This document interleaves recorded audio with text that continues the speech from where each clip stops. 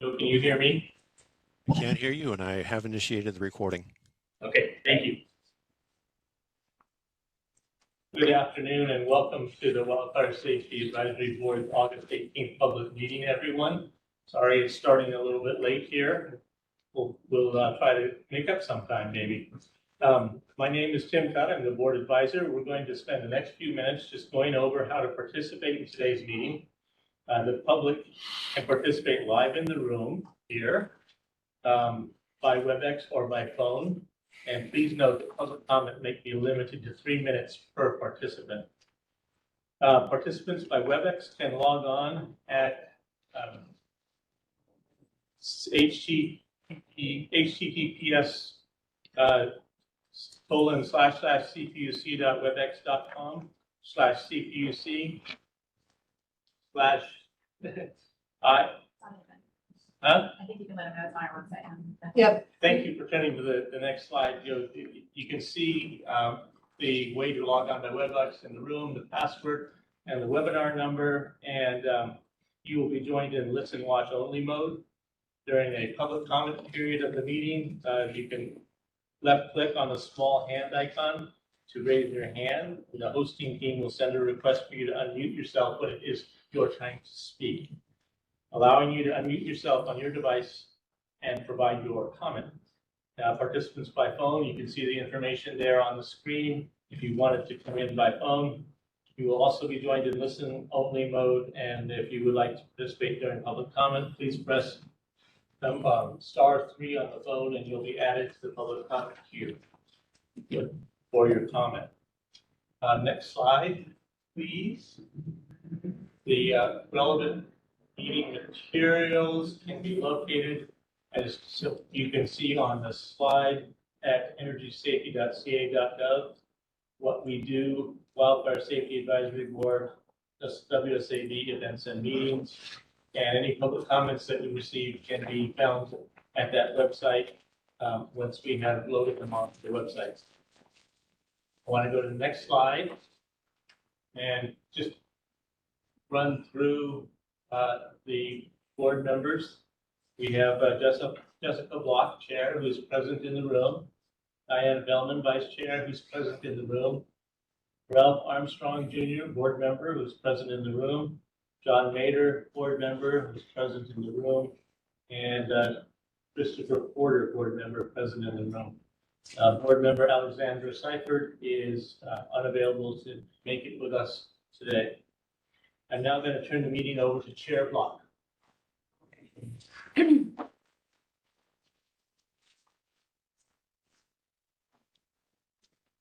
Okay, testing. I'll assume everyone can hear me unless. Joe, can you hear us? Can you hear me? Do you hear loud and clear, and the camera just found you.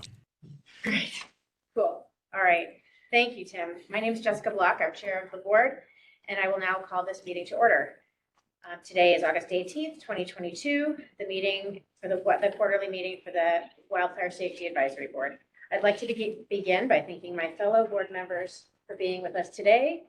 It's really nice to be here in the room. I couldn't be here for the last in-person meeting, so I'm happy to be here with everyone again in person. I'd like to thank the CPUC and their IT professional, Joe Haga, for hosting and assisting to ensure that this meeting will run smoothly. I'd like to especially thank our staff advisor, Tim Tutt, and our staff support, Marianne Aguayo. We wouldn't be here without the two of you and all of your hard work. Thank you so much. I'm going to turn the meeting back to Tim to lead us in the Pledge of Allegiance and take a safety moment. Okay. Thank you, Chair Block. So please repeat after me. Stand if you are wanting to or able to.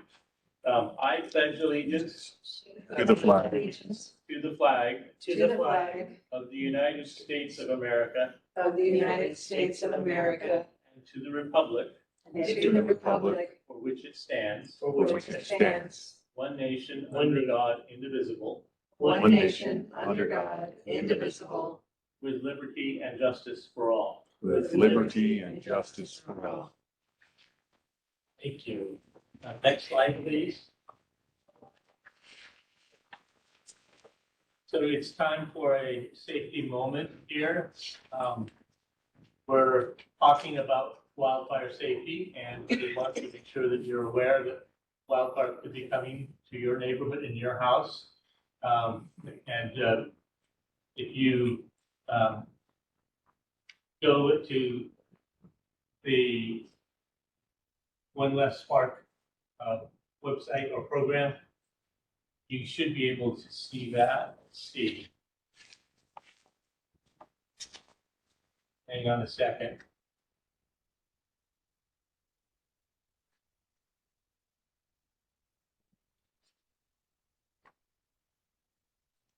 So you should have two zones around your house. Zone 1 with 20 feet of leaves cleaned and grasses cleaned, and zone 2 up to 100 feet around the house to reduce forest and wood. And it's also very important to make sure that your roof is clear and your vents are not able to take in embers that might blow from a distant wildfire. Next slide, please. I'm going to turn it back over to Chair Block now. Thank you, Tim. Let's review the meeting agenda. In a moment, we're going to begin today's meeting with an opportunity for public comment. After public comment, we will discuss and vote on the minutes from our April 26th, 2022 meeting.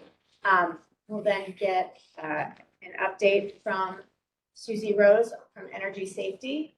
Following that, we will get an update from the publicly owned utility WMPs and perhaps a short stretch break. Fifth, we will have an update from the CPUC on their safety culture proceedings. And sixth, we'll have a board discussion, take public comment, and adopt the board's safety culture assessment recommendations. If there are any potential stakeholder updates, we will do that. And we have on the agenda a closed session, but I think we're not going to do that today. And then we will adjourn. So I'd like to open this meeting by saying I'm glad to be discussing the board's safety culture recommendations today and hearing an update from the CPUC safety culture assessment process. As the saying goes, culture eats safety for breakfast. We're going to hear about the status of energy safety's important work on investor-owned utility wildfire mitigation plans and efforts, as well as an update on publicly owned utility wildfire mitigation activities. It's also important, but we know that even the best strategies can falter if there's not a robust culture in place focused on safety to ensure implementation is planned where it makes sense and real-time adjustments to plans in response to facts on the ground. So I can't say enough about the importance of a strong, innovative safety culture being fostered in the utilities, and very glad we're having this opportunity to discuss it. I'd like to ask any fellow board members if they have any opening statements.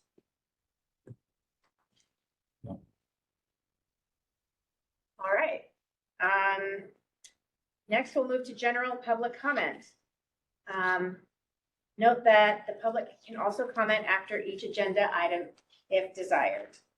Are there any public commenters on the line?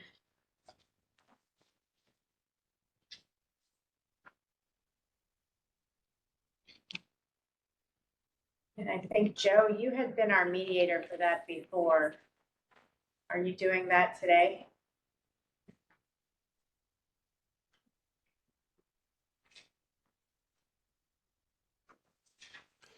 Yes, that's correct. Okay. I'd like to remind everybody there's a small hand icon in the lower center of your WebEx screen. If you'd like to provide a public comment, you can click on that, and that will indicate your interest in speaking, and we will unmute you. Thank you.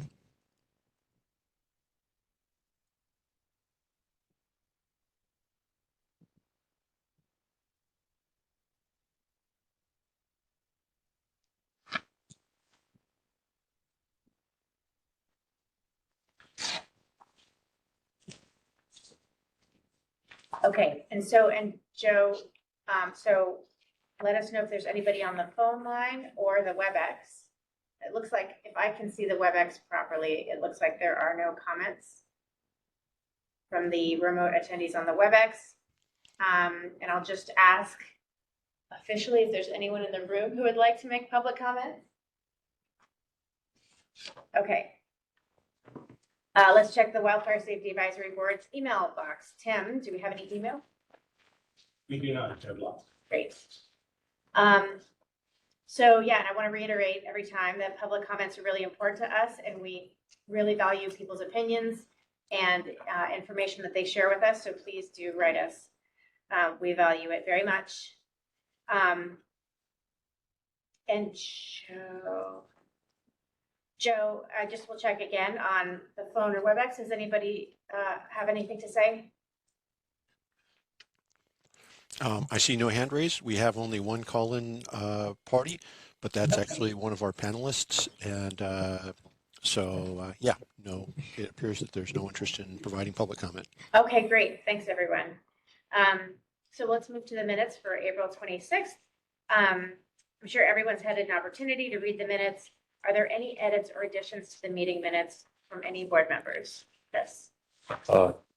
Chair Block, I'd like to make a motion to amend the board meeting minutes from 4/26/22 in the categories where there were motions put forth for this board. And second, there were no abstentions. So where we voted on the February 23rd, 2022 minutes, it reflects that there were 2 abstentions and these were absences. Also, on page 2 of the meeting minutes, there was a motion made by board member Mader, seconded, and it reflects also 2 abstentions and these were absences. Okay. Also, the next motion, there were Okay. 2 absences, not abstentions. And then meeting to adjourned.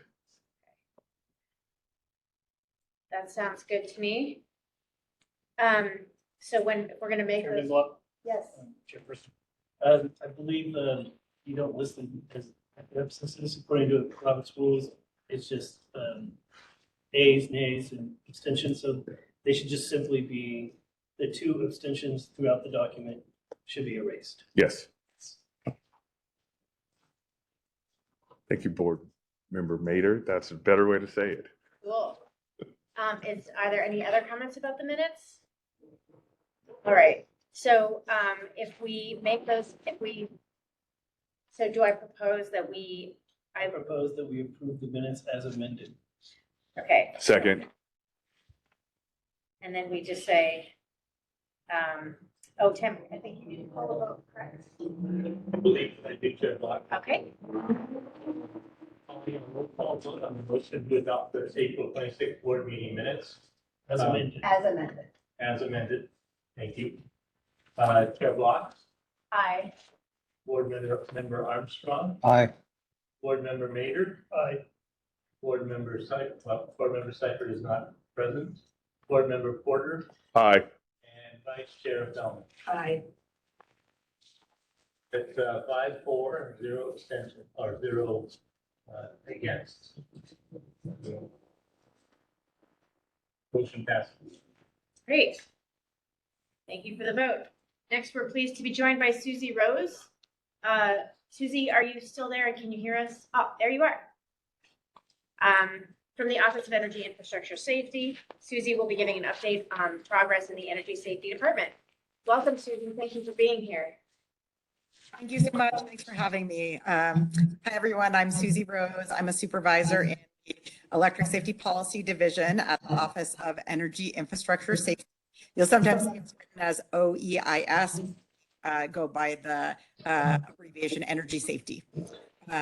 So I'm here today to talk about what the Policy Division has achieved in the past few months since the last WSIB meeting. And I'm going to be providing you updates in 4 key areas. Number 1 is our evaluation of the utilities 2022 wildfire mitigation plan updates. And we use the term WMP for wildfire mitigation plans. Number 2, the status of the draft WMP guidelines for the utilities 2023 to 2025 base plans. Number 3 is the WMP scoping meetings that we will soon be scheduling. And number 4 is an update on other programs within the Electric Safety Policy Division. So starting out, I'll provide updates with our evaluations of the utilities 2022 WMP updates. So far, Energy Safety has approved and published final decisions on San Diego Gas and Electric and Southern California Edison's 2022 WMP updates. We've also published draft decisions on Transbay Cable and Horizon West's 2022 WMP updates. Next, we have issued revision notices to Pacific Gas and Electric Company and to Bear Valley Electric Service. So regarding those revision notices, for PG&E, Energy Safety identified 13 critical areas associated with PG&E's 2022 WMP update.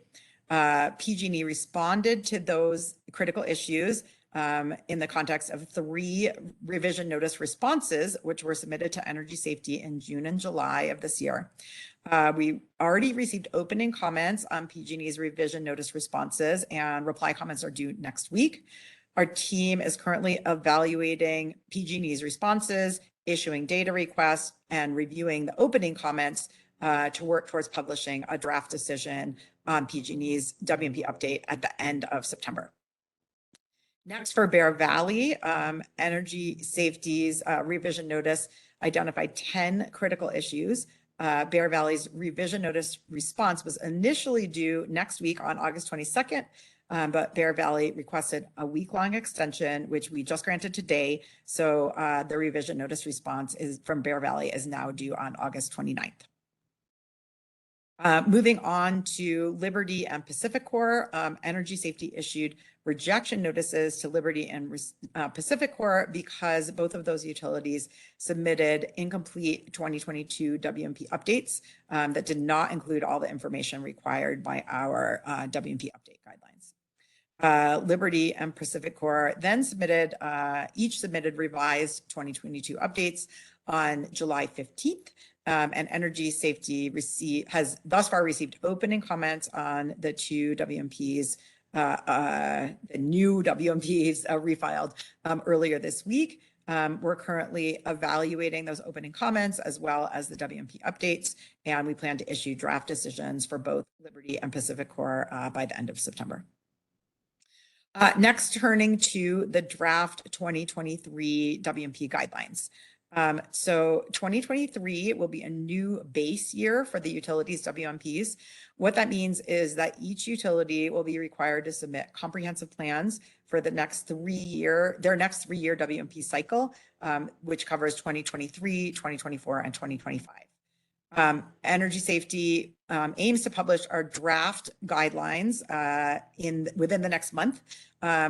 From whatever date we publish it, there will be a 30-day comment period on the draft guidelines, after which we will publish a final version of the guidelines in the fall. We would like to thank the Wildfire Safety Advisory Board for issuing thoughtful and insightful recommendations on our annual WMP requirements and performance metrics. As required by statute, we have issued a draft response to those recommendations to the California Public Utilities Commission, the CPUC, and we expect that those recommendations will be included in a draft resolution that the CPUC is planning to publish on September 2nd. Additionally, in developing our draft 2023 WMP guidelines, Energy Safety staff, as well as our consultant working on that project, carefully considered each of the WSAB's comments from this year. And also we went back and looked through every comment from prior years to carefully consider those as well. Next, I will discuss our upcoming WMP scoping meetings. So as a result of Energy Safety's evaluations of this year's utility WMP updates, Energy Safety is requiring additional cross-utility collaboration in the upcoming year. Specifically, Energy Safety will be hosting 3 scoping meetings to facilitate this cross-utility collaboration. The scoping meetings will be open to the public and will explore topics such as climate change, vulnerable communities, and vegetation management best practices, all in relation to wildfire safety. Following these scoping meetings, cross-utility collaboration may include additional technical working groups, site visits, or various other collaboration methods that will be determined at the scoping meetings and thereafter. We hope that the board will be able to attend the scoping meetings. We don't yet have dates and agendas, but we will be developing those and posting them to the WMP service list in the coming months. Then lastly, a quick summary of our other policy division programs. One program is the safety culture assessments for 2022. For that, our safety culture assessments are underway, including management self-assessments and workforce surveys. We aim to have the reports on these assessments complete by the end of the year. Also on that topic, we'd like to thank the board for their draft recommendations on the safety culture assessment process. We'll be considering those recommendations over the next few weeks and, as required by statute, providing a draft response to the CPUC. Next program, executive compensation. We issued our 2022 executive compensation approval letters for the 4 utilities that requested safety certifications. And we aim to publish the draft 2023 executive compensation guidelines. Next program is our the safety certifications. The draft safety certification guidelines were published on July 19th. Public comments were submitted on August 8th. And Energy Safety expects to issue a final version of the safety certification guidelines next week, following our August 25th adoption meeting. So to close, I hope you found those updates useful. I appreciate you inviting us to provide some updates to you, and we look forward to our continuing our work with the board and leveraging all of your expertise in order to reduce utility-related catastrophic wildfires in California. Thank you very much. Yes. Susie, can you hear me? Okay, great. Thank you so much. I have one question. It sounds like the new WMP guideline draft will be published in about a month. Is that about right? Yeah, with this month, we're hoping to get it out by the 31st, but there's still a lot of work to be done. So that's we're feeling like that might be a little ambitious, but we're working our best to get it published by the end of the month, and it might spill over. Okay, great. Thanks for that clarification. Is there anybody else on the board who'd like to comment or have questions for Susie? Okay. Next on the agenda is the update from the publicly owned utility WMPs. The board's advisor, Tim Cpuc, will present this update. Thank you, Chair Block. And we just go to the next slide, please. So one of the board's main tasks is to provide advisory guidance on the WMPs, 50 WMPs for the 50 publicly owned utilities and rural electric cooperatives in the state. I just wanted to note a little bit of a status update on what's happening with those. Those 50 WMPs are due by statute into our docket by the end of July, and nearly all 50 of them have been docketed at this point. We have communicated with the publicly owned utilities, and the remainder are coming as soon as adoption meetings can be scheduled by those entities. I just wanted to say that we also got a set of comments from the joint associations on the 2022 WMPs, which just indicated to us that comprehensive revisions were coming in the 2023 WMPs. So some of the board's previous recommendations may come in next year's revisions rather than in the 2022 WMPs we just received. And they wanted to note that the WMPs would likely contain limited info on topics thought to be potentially out of scope for the process, which includes emergency communication. Questions the board had asked about emergency communication, and the publicly owned utilities generally want to keep emergency communication clean with the local emergency structures in place. So they might not have much more to say about that. Other thing the board recommended or looked at was spreading of wildfire out beyond utility assets, and whether or not there was any collaboration with other agencies from the POUs on that that spread into a broader wildfire. We just wanted reporting of collaboration, not necessarily recommending that there was any responsibility to do that collaboration. And similarly for resource planning, we were, Public Owned Utility Association comments said, wildfire mitigation plans are not the place to do resource planning. And again, the board did not really ask for them to do resource planning, but merely to report on whether there were any wildfire-related backup resources. We are aware that there were a couple of POUs that said in their WMPs that in the case of a wildfire that cut off some power sources, they have backup sources that will come online and keep their community energized. Just wanted to know if other POUs could also report on that if they were available. Going forward, the board plans to interact with POUs in regional groupings in the next few months.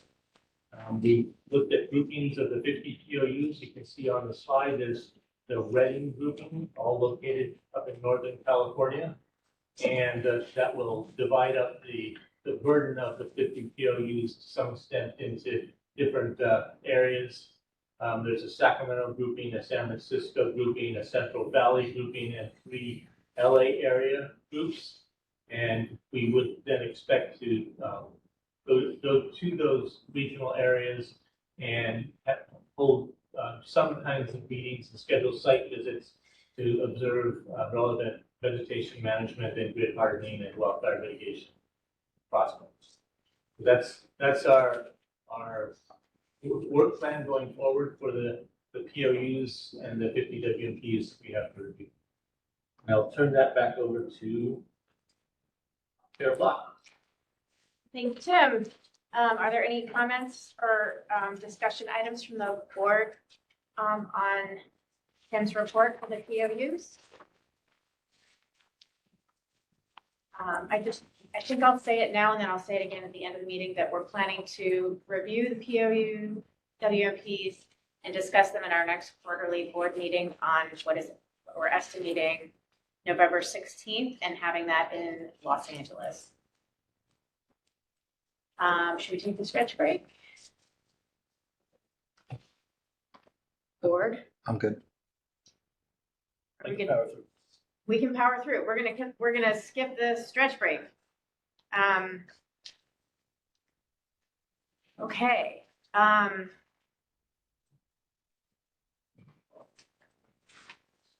Okay, we will now hear an update from the CPUC on their safety culture proceeding from Richard White and Duncan Hessel. Richard, we're handing it off to you. Great. Thank you very much. And thank you for all the board members. Thank you for having us, inviting us today. If you could go to the first slide, please. So regulating safety culture, ? A framework for promoting healthy safety cultures in California IOUs. Safety culture is, the word culture is the reason there's a question mark there. Regulating and culture. It just seems a little bit a bit of an oxymoron in a sense. We don't typically think about regulating culture, but we are required to develop some assessments and have some regular assessments for safety cultures. And what we've done in the last year or so is actually try to do a little bit of research, develop a framework, and come up with a plan for implementing a process that would be appropriate for utilities and regulators. So if you go to the next slide, please. So in last October, we opened up a rulemaking. We've been moving forward since October, and in June and July, we've had technical working groups, which I think many in this meeting have attended. We plan to have some more meetings coming forward in the fall to kind of more thoroughly assess the proposals from the PUC. So we're really right in the middle of the OIR to determine kind of what will our next steps be. So next slide, please. So even though the OIR started approximately back in October, the PUC has actually been working on safety culture for quite a while. We ended up hiring a consultant last spring to help us develop the concept for a safety culture maturity model. We've been working with them for the past year plus and developing the model, identifying model requirements, collecting data from utilities, and they've been performing calibration on some of the data. So that's been kind of the traditional, what I think of traditional regulatory kind of a process of let's figure out what it is that we want to measure and how we're going to do it. And then develop a regulatory process for having utilities align themselves to this kind of assessment process. The other track we've also looked at is sort of the culture regulation track. How are other regulators actually implementing safety culture regulation? So we've talked to a number of entities, INPO and Canada Energy Regulator, Canada Nuclear Energy Commission, Contra Costa Health Services, and the FAA. And we found a number of different things that are interesting about how people actually regulate safety culture. And it's a little bit different than what we think of as typical regulation, where rules are set and then there are requirements that the regulated entity follow those rules. When it comes to regulating culture, it's a little bit more tricky. And so if you could go to the next slide. So in the process of looking at the safety culture modeling, we've learned a number of different things. And one of them is that for safety culture, there are actually many different methods and strategies for modeling safety culture. And there's a number of controversies and different schools of thought on what are the best ways to measure and assess it. These typically you can think of the functionalist view and the interpretive view. Are two kind of major camps in the safety culture world. But we've also learned that safety culture can also be categorized in a number of functional domains, which are known to be related to catastrophic events. And the consultant that we've been working with has identified 10 of these functional domains. And we believe that these are related to safe catastrophic events. And so they do provide some guidance for us to evaluate what our safety cultures are more healthy than others. And along with this functional domains are really the fact that there are actions that can be taken to improve safety culture. And these actions can in fact be linked to safety performance. And the consultant we've been working with has shown that there is some link, and the link is not necessarily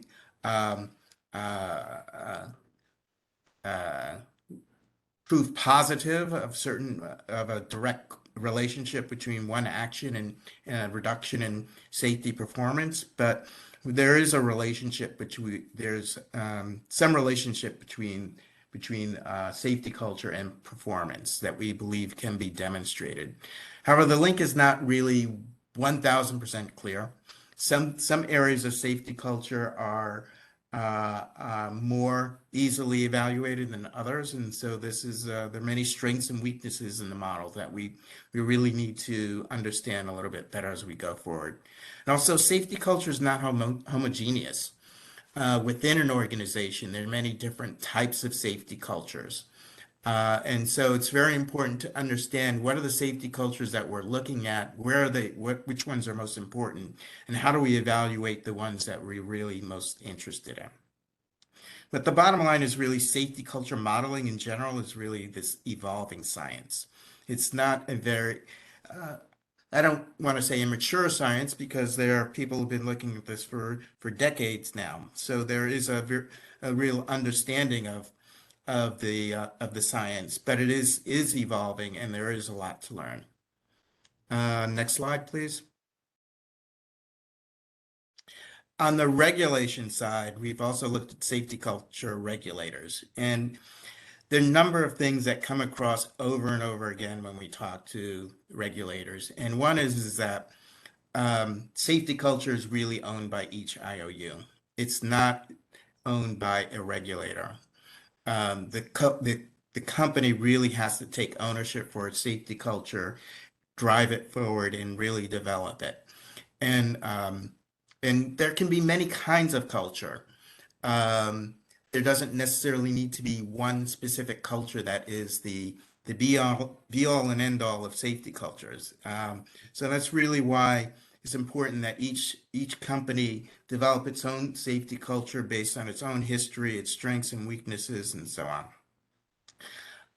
Another thing that's also come across is really having a shared language and understanding for safety culture. And that really goes to communication between the regulators and the companies, and also between companies, so that companies can learn from each other. Another thing we find over and over again from regulators is that they are talk about really having a non-prescriptive approach to safety culture regulation. Many of the regulators are really about information gathering, providing forums for people to discuss issues and develop insights from those forums, and also share information among other other parties. The other thing that many regulators have done is really develop this sort of bifurcated process where a utility or a company will do self-assessments, but they're also many of the regulators also have some sort of independent monitoring process or direct observation, and this helps to build a more comprehensive view of the safety culture of the utilities, but it also provides an independent oversight. And again, just as the modeling process is evolving, safety culture regulation is evolving as well. And that's there's really no gold standard of here's how you regulate safety culture. So we're treading a little bit into new territory. There's as I mentioned before, there are other people, other organizations and regulators that are embarking on this path, but I wouldn't say that there is a gold standard of here's how you do it. Next slide, please. So what the CPUC and the SPD has proposed is kind of a hybrid safety culture assessment process.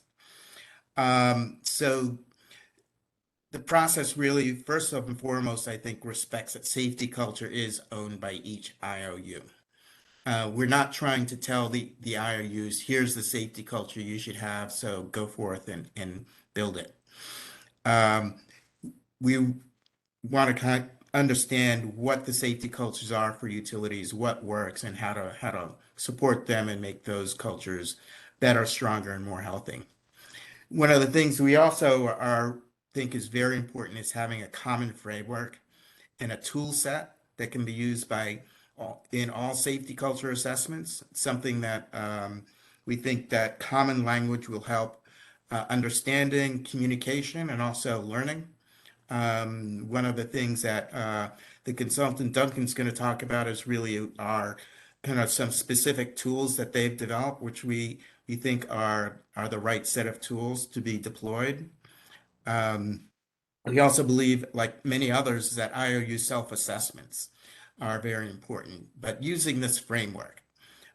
So having everyone use a common framework allows for people to really understand and have a consistent language going forward. A backstop for that is really quadrennial comprehensive and independent assessment. And this comprehensive assessment, again, uses that framework, but can go beyond it. It can really look for not only gaps in the utilities assessments, but also can look for gaps that were not previously understood, things that might not have been included in the model previously. Richard, may I ask a question? Sure. So in this presentation, this is a chairman Mater or a board member Mater. Sorry, didn't mean to give myself a promotion there. I wish I could do that. Yeah, so you're saying that everybody has the IOUs need to have their own culture, but then you're saying like do self-assessments using a common framework with sort of common language, and so isn't that contradicting each other, and doesn't that drive conformity in a way, or?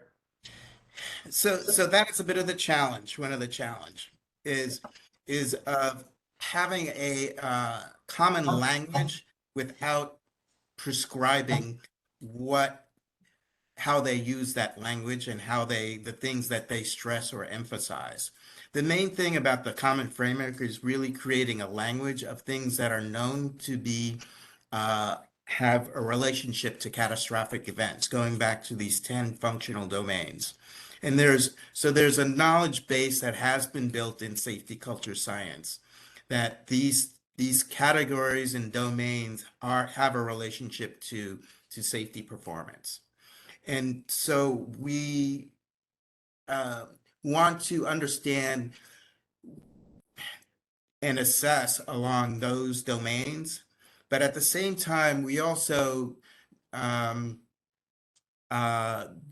believe that we have kind of the perfect knowledge of what is the best way to improve those domains and how each one of those, how a company might address particular issues within those domains, or how to prioritize issues among all the things that they might do to improve their safety culture.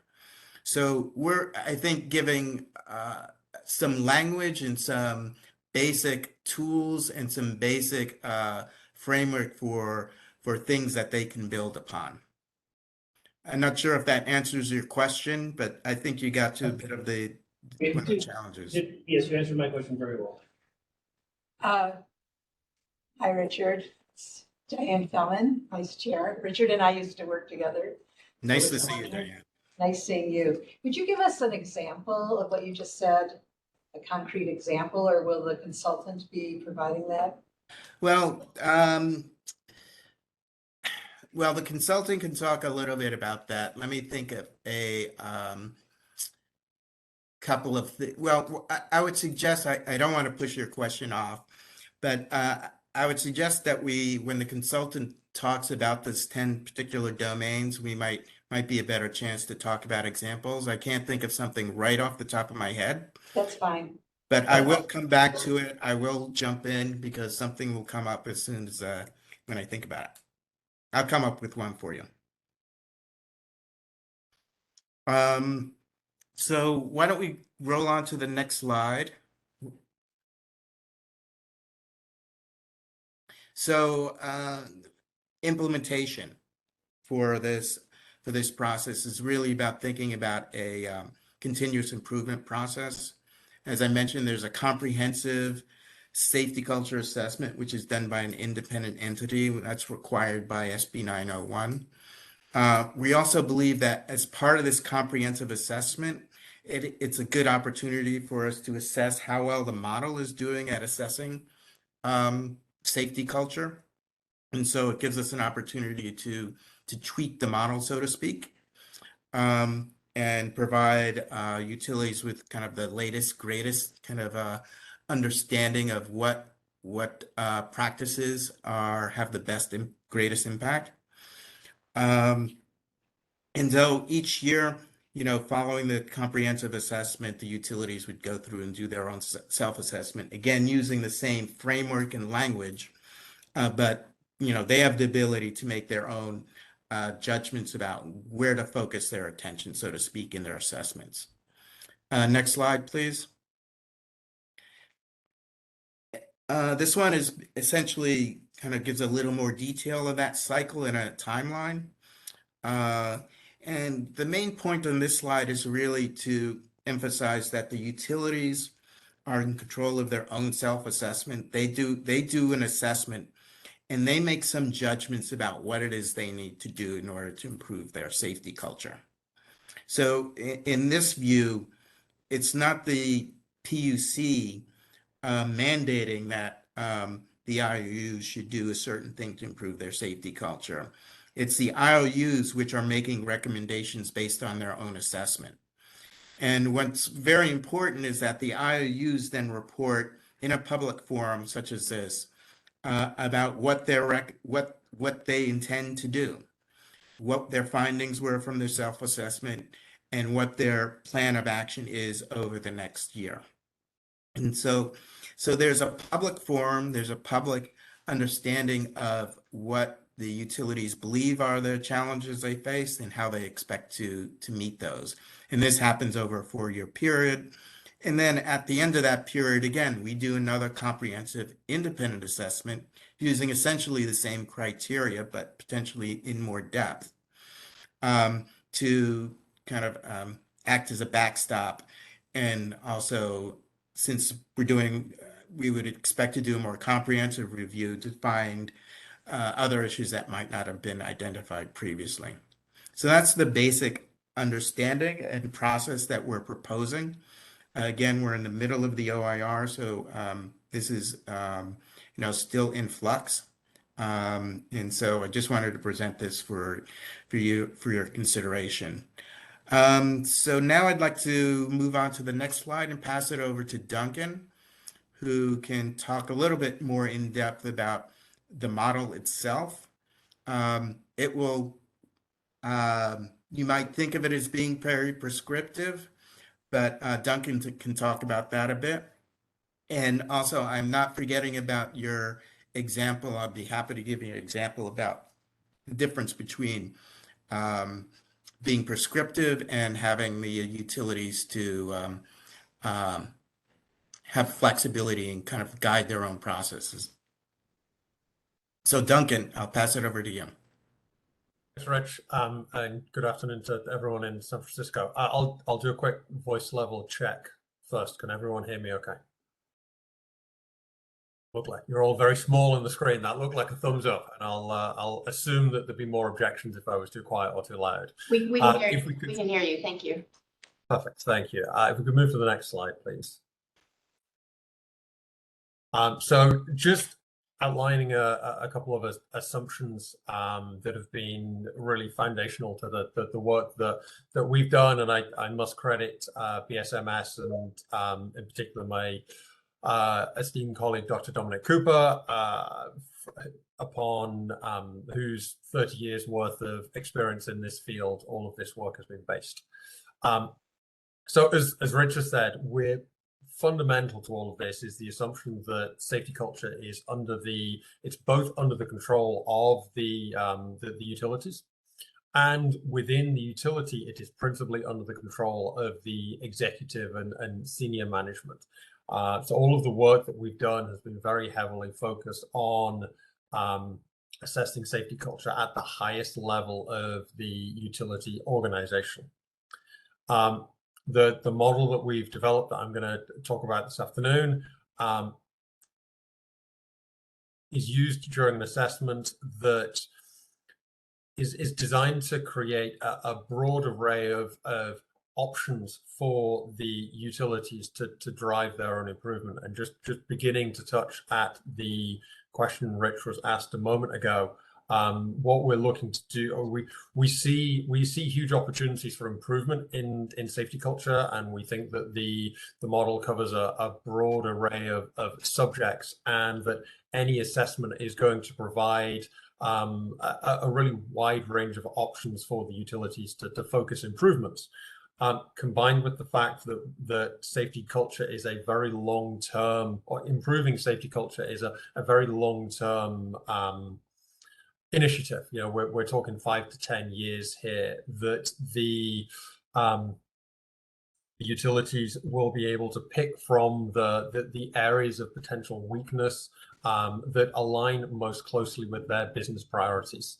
We've got California is a very diverse state with a very diverse set of utilities, and we believe the model provides enough flexibility for all of the utilities to drive towards safety culture improvements, particularly in the early years that most closely align with the needs of their business. So we can just move to the next slide, please.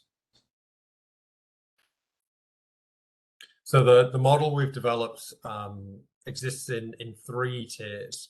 The tier 1 model is very much designed to assess safety culture within the utilities. It comprises the 10 functional domains that Rich mentioned, and these describe the behaviors, actions, and characteristics across 5 progressive levels of safety culture maturity. We, as part of the research building this model, we felt one of the weaknesses for other both safety culture maturity models and maturity models more broadly was a lack of detail to really allow the organization being assessed to use the kind of assessment material to plot a roadmap to improve. So in addition to the single tier 1 maturity model, we've developed a series of what we call the tier 2 maturity models that are really focused on helping the utilities improve. There is a single maturity model for each of the 10 functional domains that we've identified within tier 1. At tier 2, each of the functional domains is, as I say, described by a discrete maturity model, and there's a magnitude more detail of attributes than the corresponding tier 1 model. So it really allows the utilities to see kind of plot a roadmap for improving their safety culture in whichever of the functional domains they decided to prioritize between assessments. And then at tier 3, we've created an extensive suite of indicators, both leading, current, and lagging indicators that will allow us to both quantify past performance and predict future performance. The indicators have all been aligned to the functional domains, so they can be used both to dive deeper into root cause analysis and understanding potentially the causes of a poor safety culture score in a particular area, or they can be used to track improvements in a particular area following an assessment, and track the outputs and benefits of the improvement initiatives that we envisage the utilities will be embarking upon between assessments. Next slide, please. So fundamentally, driving cultural change is all about understanding where you are, where you want to go, and how you're going to get there. So the model that we've developed, we think, touches on all of these pieces. It helps the IOUs create a shared vision, articulate why change is necessary, what good looks like. It helps them align on priorities, to establish a baseline, to identify the priorities, define timelines for change. It helps them develop that strategy, acknowledge their existing strengths, and creates a representative framework to track progress. And then it allows them to both monitor the execution of improvements and continue to iterate this across an extended period of time. Next slide, please. So just touching briefly on the development process before we get into the structure of the model itself. We began with an extensive literature review, which was thorough and detailed and covered 30 years of safety culture work, both academic and industrial practice. And from this literature review, we defined the 10 functional domains. We then moved into defining the attributes within the functional domains, and we were very focused here on identifying attributes that were evidence-based. Another criticism that's leveled at maturity models across all functions is frequently that they're not based in evidence. So we've been extremely diligent to identify attributes that we believe are really based on evidence, either from academia or industry. We then went through a process to filter the attributes that we felt were most representative of the functional domains and the progressive maturity levels within them, and these were the attributes that fell into the tier 1 models. To provide a little bit more structure, we identified a series of focus areas within the 10 functional domains. So across the 10 domains, there's a total of 30 focus areas that help us to just really paint a more detailed picture of what the functional domains and attributes are aiming at. We then went through a process of aligning the attributes to utility industries best practices.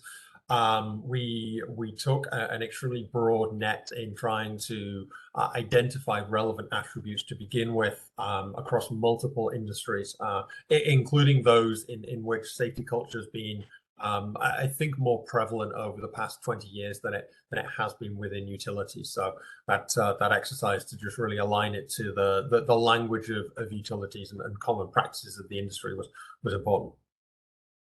We then moved into developing the tier 2 and the tier 2 models and the tier 3 attributes. So taking the attributes that had both been kind of put to one side during the initial filtering exercise, and identifying further attributes that helped us to really create this detailed roadmap for improvement across the 5 progressive levels, and then aligning the indicators to each of the focus areas, so that if once the utilities have identified particular areas that they want to either understand more or drive improvements in, they can there's a set of metrics there that they can pick up and use to get into a next level of detail.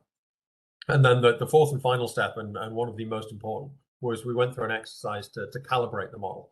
And I'll speak about that in a little bit more detail in a couple of slides' time, but broadly, that was based on safety performance metrics that the utilities have been providing to the Cpuc over the past 10 years that helped us identify a number of utility staff that we would interview, and then we correlated the outcomes of the interviews with the safety performance metrics, and had some very positive outcomes. Next slide, please. So just briefly, I've talked about five maturity levels. They are commencing, coasting, complying, committing, and commanding. And you'll notice here on the graphic on the right hand side, we've somewhat skewed the percentiles. The categories sit across, and the reason that we've done this is that it allows us to recognize more granular progress for utility safety culture maturity at the lower levels. A small improvement at within the commencing and coasting maturity level is easier to identify with the skewed percentiles here.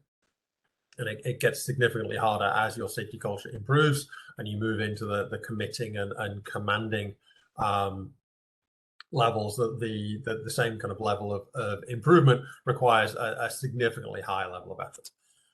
Next slide, please. So this slide articulates the 10 functional domains. They are based on we know from major safety catastrophes, for example, the events at Chernobyl or Piper Alpha or Deepwater Horizon, were all subject to extremely detailed and comprehensive investigations. Their root cause analysis is typically complex and multi-causal and often the result of a series of failures. And evidence shows us that these failures typically begin with decisions and actions taken at the top of a business. Analysis of all of these failures over the past 50 years has allowed researchers to consolidate around 7 principal areas that within the industry have become known as the 7 broken safety cultures. And you can see these here on the left-hand side. Profit before safety is designed to cover where instances where productivity is prioritized over safety, where safety is viewed as a cost and not an investment. We very much advocate for organizations to adopt a philosophy of safe production as a #1 priority and configure all of their processes, resources, and actions accordingly. Second one, just culture. Is to identify where serious problems might be hidden and driven underground by those who are trying to avoid sanction or reprimand from their leaders, their co-workers, and the public. A just culture eliminates the presence of blame within an organization and builds trust. Safety leadership, we're looking here at where leaders take responsibility for safety, where they're held accountable, where they're empowered to take safety actions, where they have the necessary knowledge of the safety rules and procedures within their authority. Managerial compliance helps us it helps us understand that most process safety incidents stem from a lack of managerial compliance. Again, looking at the evidence, the research tells us that major incidents, that managerial compliance and lack thereof is a major issue in major incidents. So looking at whether the organization focuses on ensuring that the safety actions at the highest levels follow the standards, rules, procedures set out within that organization. Then got safety communication, which looks to ensure that communications are received, understood, and acted upon. We've then got safety competence, which is looking to ensure that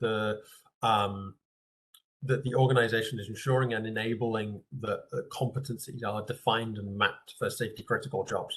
The cognitive competencies for those in safety critical roles are clear, and to ensure that the functional competence of those in safety critical roles. Lessons learned, here we're looking to identify where safety critical information, or looking to ensure that safety critical information has been extracted from near miss and or adverse events, that it was promptly shared in a timely manner, and that the lessons learned have been applied in practice and continue to be enforced. So that covers the 7 broken safety cultures. But to reinforce the role of leadership in a positive safety culture, we've also added to these 7 broken safety cultures 3 core business tools: strategy, risk assessment, and corrective and preventive actions. With strategy, we're looking to ensure that there's a strategic safety culture process in place that's being used by all stakeholders across the organization to advance safety culture. With risk assessment, we're looking to ensure that there's a formal risk assessment system in place, and that the system and its outputs are being used by the organization. And then with CAPA, the corrective and preventative actions, this refers to the organizational action that's required to either reduce risk exposure and or eliminate or reduce the likelihood of future potential adverse events. Corrective actions are aimed at adverse events that have already occurred, and preventative actions that are aimed at reducing the potential for a further adverse event to occur. Next slide, please. Can you hold on a second there, please? I'd like to go back and answer Diane's question regarding a sort of an example, and I think this slide might be a useful place to talk about examples. So you can think of the 7 broken safety cultures that any organization may have, but how an organization actually manages these are kind of in their own domain. How they develop safety communication, the type of communications they have, how they educate and train employees, the type of methods they use, and how well they do it are all kind of in the domain of the individual utility. So this model is not necessarily saying how to have safety communications, although there are some particular metrics that can be used to assess, how well things are doing it. But the process of developing that, implementing it, is really in the domain of the utility of the company. And the second thing that I'd also say is from the modeling standpoint, so as Duncan mentioned, each of these has an assessment category, the 5 C's. So, and then within each of these particular domains, there are several different levels below. You can think of a tree below, and that can be evaluated along those 5 C's. So you could think of dozens of these different areas having, a middle C, so to speak. They all come up with middle C's. Really, what to do next is again in the domain of the utility to determine which one do we focus on. Where's the emphasis we should put on improving those middle C's, and based on whatever their evaluation is, whatever their competencies, their strengths, their weaknesses, where they feel their strengths and weaknesses are, and where the most important things are at that particular time, are really kind of within the domain of the utility. Now, again, as a backstop for that, we do have a comprehensive assessment every 4 years that said, well, that does an independent review of these particular areas too, so that we can ask the utilities, why did they focus on a particular area as opposed to another particular area? And so that's a little bit of the process that we think about of allowing the utilities to make choices for themselves, but also having visibility into the process as we go forward. Is that helpful at all? Yes. Yes. All right, thanks. Thanks, Duncan. Thanks, Rick. Same. I have to be excused.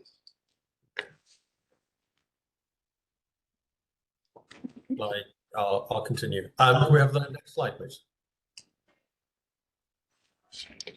Okay. So this slide here illustrates the variety of assessment options. Rich has spoken about both self-assessments by the utilities and independent assessments every 4 years, and to meet the requirements specified within SB 901. We've also, through the development process and the OIR process, have identified that there's a need to accommodate the beliefs and findings of the two functional, the two kind of camps of safety culture that Rich has alluded to, the functionalists of which we, our team very much falls into, that looks to quantify safety culture and really tries to, for the purpose of driving improvements. And then the interpretive approach, which is much more qualitative, much more focused on understanding. The functional approach, we strongly believe in the benefits of quantification to demonstrate progress. But what we see with that is that the nature of quantification requires perhaps a narrower focus than the requirements of improving safety culture within California utilities. And so introducing complementary interpretive assessments allows us to look more broadly for what we call safety culture cues. there's no set agenda for an interpretive assessment. It's very observation based. It can also include interviews and document analysis, but there's no structure against which anything is assessed there. It's wide open, like I say, looks for these cues. So we very much expect that the utilities will conduct these conduct self-assessments annually, very much along the lines of the functional assessment that we've described here in the top left box.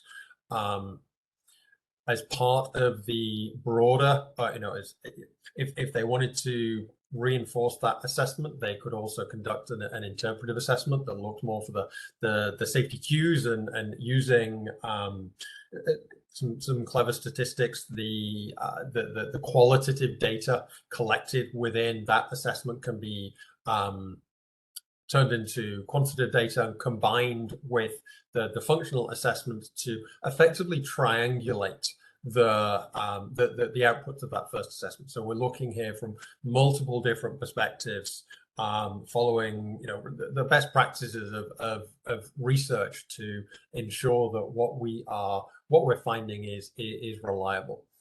And we also acknowledge that there's safety culture work that goes on outside of Cpuc and with the work that OEIS have been doing over the past couple of years. And so we can also feed in the results of their safety climate surveys and the safety management system audits that are done across the California IOUs. And all of this information can be, as I say, put together. All of it can be quantified and really allow us to have a very comprehensive assessment of safety culture.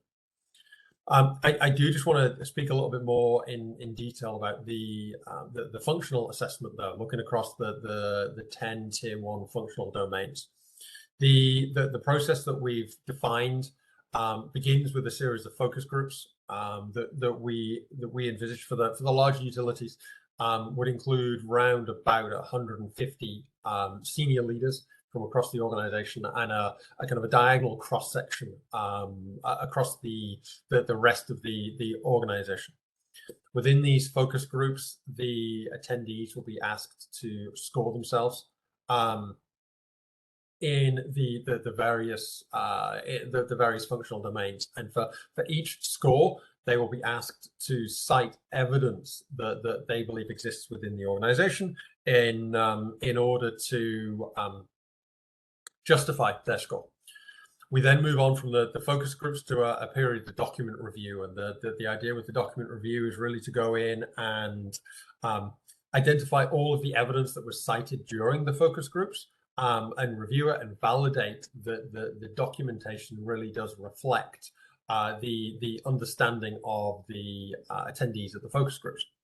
Then the third phase is then based on the document review to identify employees for interview across the organization, and the purpose of these interviews is then to validate that the processes and procedures defined within the documentation that we've analyzed and reviewed is actually being followed. So we're looking to understand what does leadership think happens within the organization, what is being documented as happening within the organization, and then how does the organization actually act. And so anytime if there's if the documentation doesn't match the score that was assigned by the leaders of the focus group, say the maturity level will be marked down or up, of course.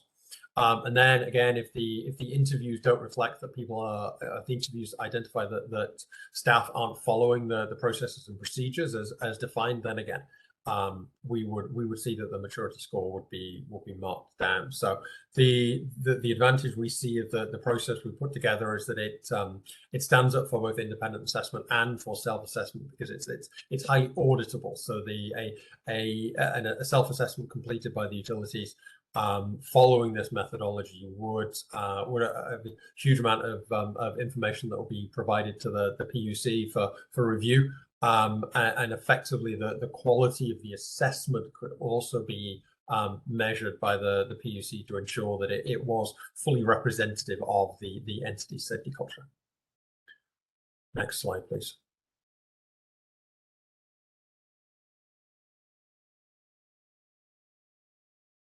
So just speaking a little bit more about the calibration process, because I think this is really important. We know that the 10 functional domains comprehensively cover the known causes of safety catastrophes over the past 30 years. We also know that the organizations, businesses in other industries and utilities here in California have all, for their own discrete safety culture improvement initiatives, all identified a similar range of issues. We've mapped, and there's I think there should be some brief details on the next slide that illustrate a mapping of our work to the work of others. We found significant overlap in terms of the functional domains, the broad areas, but we've identified, I think we're somewhere in the region of 50% new in terms of the attributes that we've identified being extremely focused on the input of leadership to safety culture. And we were extremely keen where kind of within the bounds of the project scoped by Cpuc to assess the reliability of the model. So what we did was collect the 10 years worth of safety performance metrics from each of the CPUs, from each of the utilities, sorry. We went through an extensive process to clean this data and ensure that each piece of data was anchored to a utility region. And we then mapped each utility region to a percentile scale. From that scale, we were then able to identify which regions we wanted to pick staff to interview from.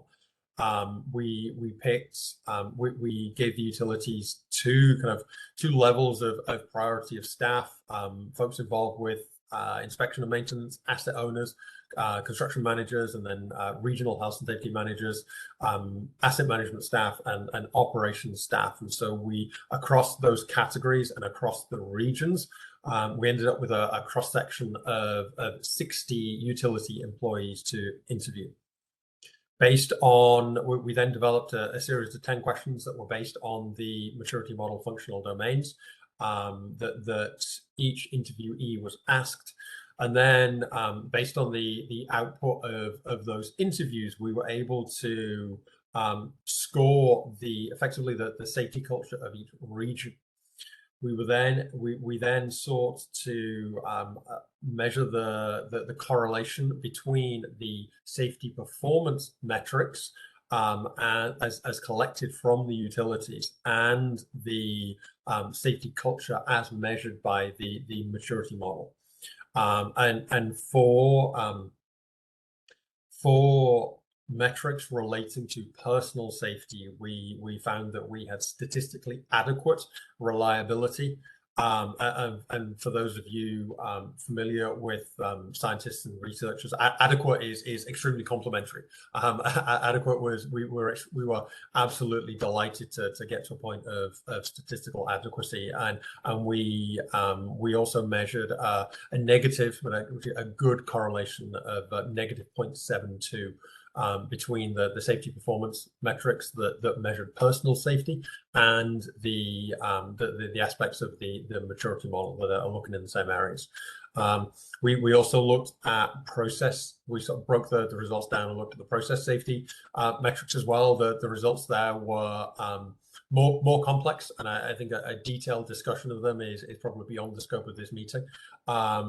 Suffice to say, there's an opportunity for Cpuc and California utilities to really, I think, lead the industry globally in developing some more representative process safety metrics that are that measure issues that are actually more under the control of the entities being measured. And I think we've just got one more slide. If we can move to that, please. So we did, as I said, we wanted to acknowledge the work done by OEIS and identify ways that Cpuc and OEIS can potentially collaborate in the future.